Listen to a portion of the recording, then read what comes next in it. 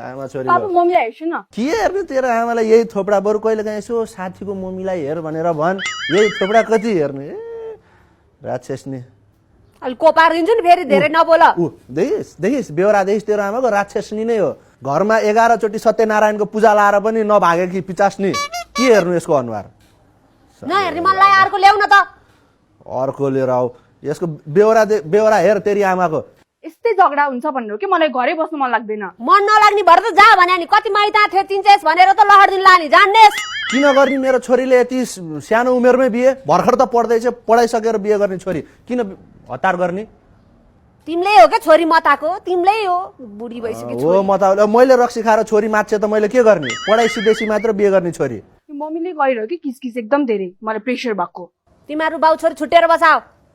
बस्छ छुटेर मैले कमाएको घर त छुटेर ठुलो कुरो गर्छ छोरीले मैले तिमीले बनिसकेको कमाउँदाखेरि तिम्रो घर हेरेर बस्देको चाहिँ मूल्य हुँदैन हेरेर बसिस अहिलेसम्म घरबाट उठाएर दिइरहेछस् मलाई 1 रुपैयाँ तिमीले कमाएको पैसा ल्याएर मैले नथन्काइदिएको भए अहिले बन्थ्यो घर घरमा मैले उडाइदिएको भए बन्थ्यो घर तैँले घरमा दिने भने बत्तीको बिल मात्र तिरेर आइज भनेर बत्तीको बिल तिर्नलाई बस्या हो म दिनभरि सिरियल हेरेर बस्ने त हिटर तापेर बस्ने त बत्तीको बिल तिर्ने बेलामा त मलाई थमाउँदिरहेछ मेरो